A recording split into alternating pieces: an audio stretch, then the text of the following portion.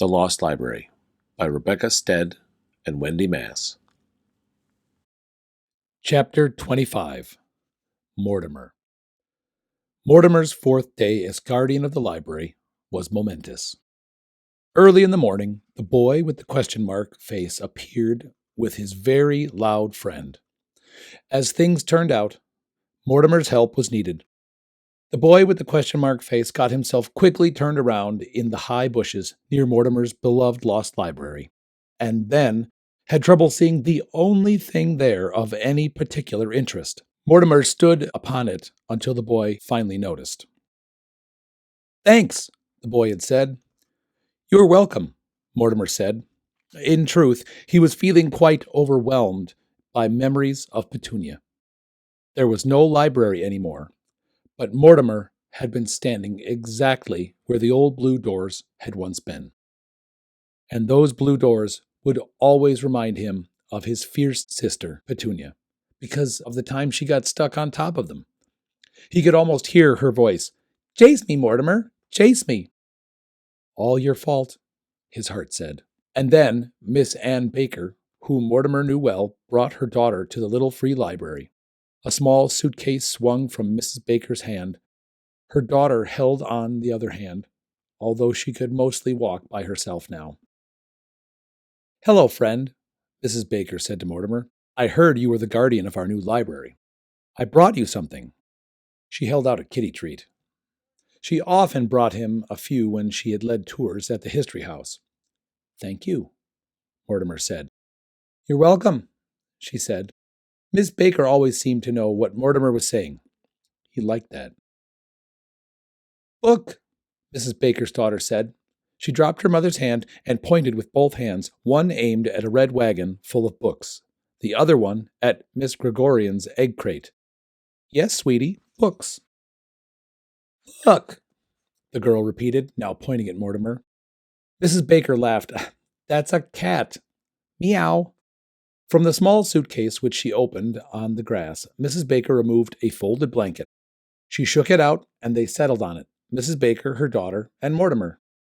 That's when Mortimer saw what else was in the suitcase. More books.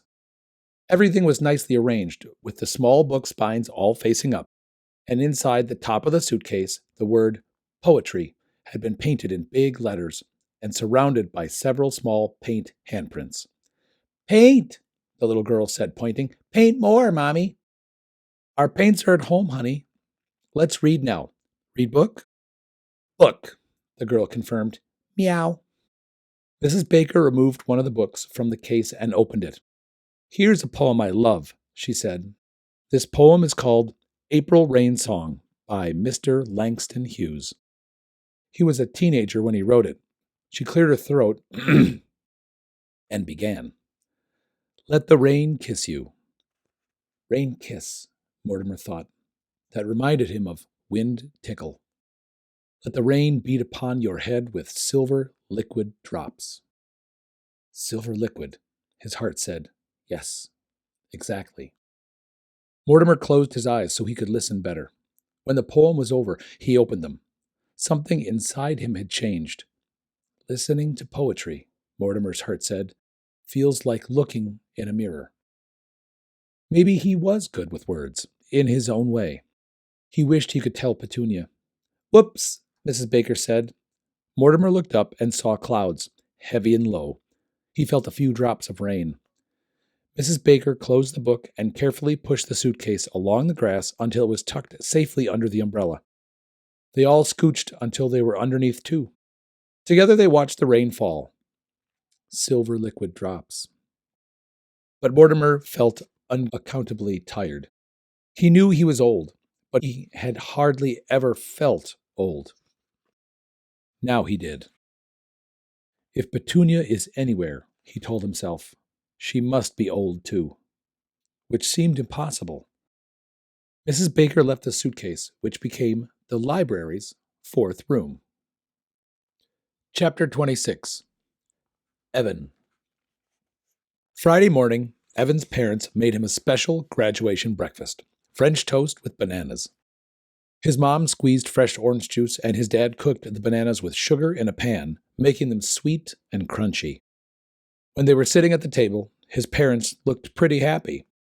His mom had actually taken her headset off, and his dad was laughing. Maybe, Evan thought, he should stop trying to solve a mystery that probably didn't exist.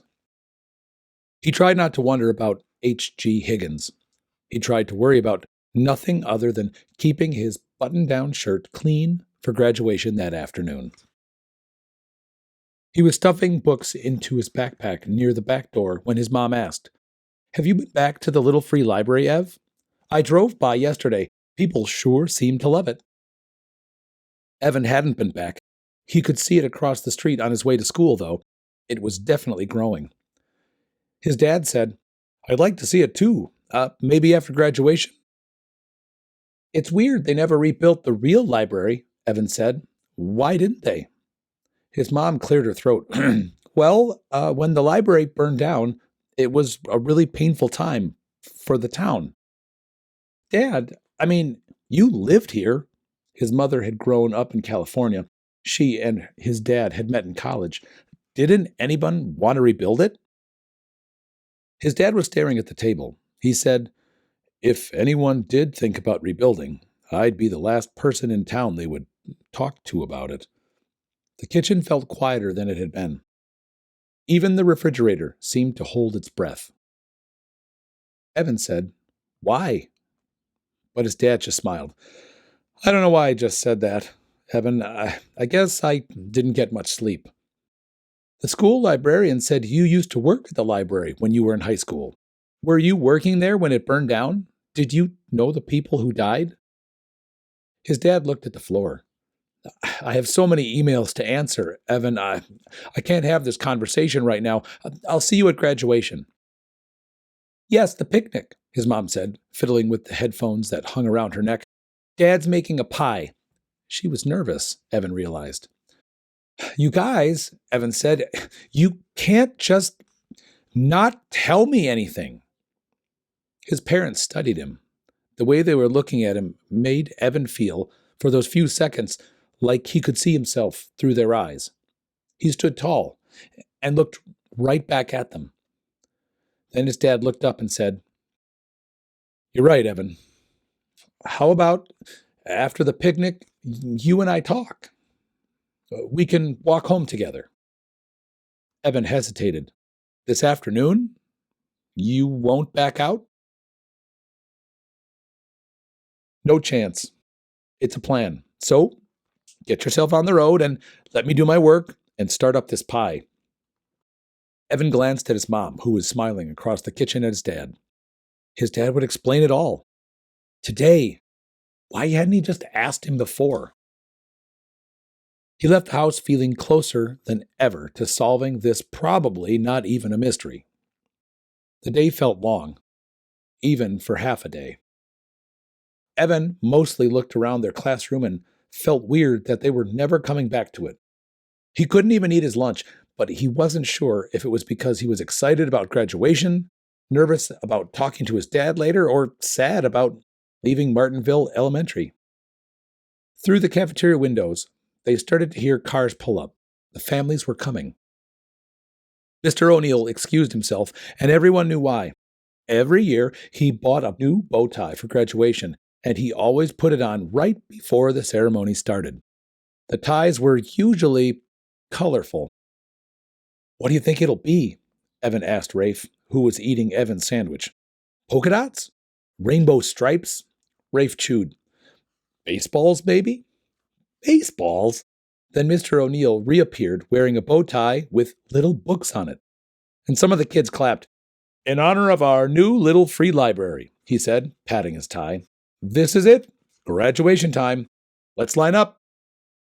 Then the other fifth grade teacher, Ms. Brennan, called out, "Let's move, people!" And her class jumped up and mobbed the door. Mr. O'Neill rolled his eyes. Chairs had been set up on the lawn outside, and it was sunny out, with what Evan's mom liked to call a perfect breeze. While they marched down to their seats near the front, kids waved to their parents and pointed at the rows of desserts waiting on the long table near the podium. Evan found his parents and waved, and then he caught up to Rafe in line so they could sit together. Each year, the fifth grade teachers picked poems to read at graduation, and this year it was Mr. O'Neill's turn to read first. "This year's graduating class is an especially lovely and deep group of students," he said, unfolding a piece of paper. "So I picked an especially deep and lovely poem. It's called The Summer's Day, and it was written by the American poet Mary Oliver." He cleared his throat again and began. "Who made the world? Who made the world? Who made the swan and the black bear? Who made the grasshopper? This grasshopper, I mean. The one who has flung herself out of the grass? The one who is eating sugar out of my hand, who is moving her jaws back and forth instead of up and down? Who is gazing around with her enormous and complicated eyes? Now she lifts her pale forearms and thoroughly washes her face. Now she snaps her wings open and floats away. I don't know exactly what a prayer is. I do know how to pay attention, how to fall down into the grass, how to kneel down in the grass, how to be idle and blessed, and how to stroll through the fields, which is what I have been doing all day. Tell me, what else should I have done? Doesn't everything die at last, and too soon? Tell me, what is it you plan to do with your one wild and precious life?" Mr. O'Neill looked up from his paper and smiled and blew them all a kiss. "Wow," Rafe said. Evan turned around in his chair to look at his parents. His dad was wiping at his eyes. He saw his mom lean over to kiss him on the cheek. Then Mrs. Brennan was marching up to the podium. She grabbed it with both hands and leaned forward. "Life is like riding a bicycle," she shouted. "To keep your balance, you must keep going. Albert Einstein said that." She turned around and walked back to her seat. Then the fifth graders stood up to get their diplomas. One by one, Mr. O'Neill stood off to the side and shook hands with every kid in their class. When it was Evan's turn, he said, "Keep looking for life's little mysteries, kid." And that was it. Everyone turned their attention to the dessert table. There were 60 different kinds of cakes, pies, brownies, and cookies. Correction, 59. Rafe's parents had brought a bag of mixed nuts because they were worried about sugar. Plus, they said, Rafe had that dentist appointment right after the picnic. "Do they remember about the expiration?" Evan asked Rafe. They were on a blanket, eating 5 kinds of cookies, and this was the only round one. Rafe shook his head. "I have a feeling they forgot all about it, but it's probably better that way." Yeah, they looked nice and relaxed. Squinting, Evan had picked out Rafe's parents in the crowd standing around the long dessert table. "Your parents only moved here 10 years ago, and they're talking to everyone. Look at my dad, alone over there, and he was born here." Evan's dad was, as usual, standing a little bit apart from everyone else. Rafe said, "He's just shy, maybe." He shoved a whole cookie into his mouth. Half an hour later, Evan walked around, picking up stray napkins and feeling antsy to leave. He was uncomfortably full of dessert, but worse, his dad had promised to tell him something on the way home. And then, when everyone had started gathering up their blankets and packing up their half-eaten pies, his dad had totally backed out. "I'm sorry, Evan." "Dad, you promised." Looking upset, his father was already moving toward the parking lot. I can't right now. But we'll talk soon. I promise." Evan stared after him. What just happened? A minute ago, he looked like he was actually having fun for once, laughing with Mr. O'Neill. And then when it was finally time to walk home together, he ran away. Evan was done with waiting. It was time to put his detective cap on again. But he didn't want to draw his thumb down his forehead. There were too many people around. Evan kicked a napkin. Then, feeling bad, he bent down and picked it up. His mom came from behind him and put her arm around his shoulders. "Your dad just needs a little more time." "Walk me home? I'll buy you a piece of pie." "Not funny. I can't go home yet. I have something to do."